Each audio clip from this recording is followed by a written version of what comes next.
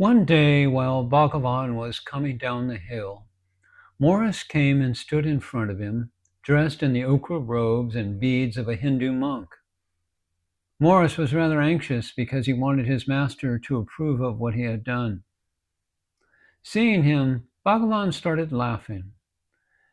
Then Bhagavan smilingly said to his attendant, "Hey, he looks like a buffoon in a circus." Maurice understood. All his life he had been a true sannyasin from within. Consequently, his attachment to wearing ochre robes continued only for a few more years. That is what Bhagavan meant when he said, "Sannyas is to give up attachment." Because Maurice never had any kind of real attachment, even while working in the factory. He led an austere life. He refused to accept his monthly salary of 3,000 rupees, an incredibly huge amount in those days. He declined the amount, saying, "I do not want it. Give it to the workers' fund." As for sleeping, once the shops closed for the night, he slept on the porch of one of the shops. And what did his big boss, the top man working at the factory, have for lunch? Well, all the other workers trooped into the dining hall to eat lunch they had brought from home. Maurice would stand at the dining hall entrance, clad in his ochre robes and with his begging bowl in his hands. This was the spirit of a true sannyasin. The workers, who loved him very much, would first put something in the begging bowl before going into the dining room to eat. Not only that, Maurice stitched his own clothes. He wore only khadi pajamas and kurtas made out of cloth from the yarn that he himself had spun on the charkha, a traditional Indian spinning wheel. Even his footwear was stitched by him. He led a remarkably simple life, but he was happy and content. He didn't gloat about his way of life or relent from it. He was just tremendously happy. Maurice's association with Bhagavan remained close and regular. Just like the child questions the mother, also Maurice put forth a lot of incisive questions to Bhagavan on the practical aspects of sadhana. It was not to satisfy his intellectual curiosity that he asked them. Bhagavan would patiently answer the questions, and Maurice used to record these exchanges and then show the record to Bhagavan and get it corrected. This was later published as Maharshi's Gospel on the occasion of Bhagavan's 60th birthday in 1939. From that year onwards, this book has been guiding true seekers, and even today it remains a beautiful guide for the serious aspirant. I always recommend three books to sincere seekers for study: The Maharshi and His Message, Words of Grace, and Maharshi's Gospel. It was during such interactions with Bhagavan that Maurice wrote a series of moving verses. Bhagavan read them with great interest. In two of these verses, Maurice says, "So long I have been on this stage to please thee. My eyes are blinded by the light of thy play. My ears are deafened by the rolling thunder of thy laughter. My heart is turned to ashes by the flame of real sorrow. My Lord, to please thee I have made a fool of myself. And now I am unable to stop the agony of the play. My Lord, drag me down from this stage. Master, I have forgotten the way in and the way out."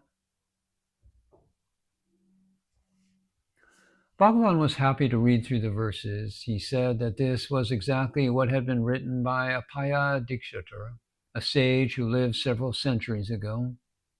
His verses in Sanskrit were written on palm leaves, and many people were not aware of them. Bhagavan said that Appaya Dikshatar, the verses describe the situation of the court dancer performing in the presence of the king. She cannot stop dancing unless it pleases the king to tell her to stop. The dancer's limbs may ache, but she cannot stop of her own accord. And so she cries, O Lord, I am weary of the many births and deaths that I have endured. One glance from you, O Lord, is sufficient to put an end to this dance of birth and death and grant me release. After reading this out loud, Bhagavan paused and said, Maurice Frydman belongs here. Somehow he was born abroad, but he has come here again. Otherwise, how is it possible for him to compose verses similar to Apaya Dikshotur? Bhagavan made Maurice continue his dance by not asking him to come down. As we are going to see, he had to continue performing on the world stage because he was a karma yogi who still had a lot of good deeds to perform. So Maurice flowed along with the state of things and continued working busily in the factory. Appa Pant, the Prince of Odd, who had studied in England, was sent to the Maharaja of Mysore for training in the art of governance. In the course of his training, he was asked to visit the factory in which Maurice was the managing director. When he went to the factory, Appa Pant, himself a calm and collected person, could not help being drawn to Maurice's brilliance and dedication. Likewise, Maurice took a great liking to Appa Pant and started guiding him spiritually. He also impressed upon the young prince the need to focus on development in the villages of his state and to take science and technology there so that life became easier and smoother for the peasants. Appa Pant, the prince, then told Maurice, Please come to our state and stay there for at least 5 or 6 months and guide us. One fine day, soon after this, the prince found Maurice in his palace, and Maurice told the prince, I have come to you. I have resigned my job in Bangalore. I would like to serve the villages of Odd State. The poor prince, not poor literally, but he did not know what to say. He was poor of words. He could only say, This state cannot afford to pay an engineer like you.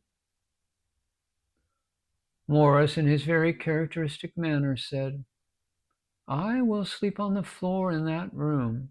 Just give me an Indian desk to work on. I have got legs to walk, and I will take you on my walks. We will both work together in the villages of Odd. Now, if you could give me some food, I am hungry. Maurice was always telegraphic, but very, very clear. Wherever he was, Maurice remained in correspondence with Bhagavan. We have to understand that inside he was all the time in the presence of Bhagavan. In one of his letters to Bhagavan, Maurice wrote, The Maharshi is with me not only when I think of him, but also when I am not thinking of him. Otherwise, how do I live? Appa Pant and Maurice started working together. You will be surprised to know that Maurice's office was under the shade of a huge tree in a village. He lived in the villages he visited and worked very hard for them. Maurice heard about Mahatma Gandhi's deep interest in bringing decentralized democracy into the villages in order to empower them. He set out to meet Mahatma Gandhi to learn more about the process.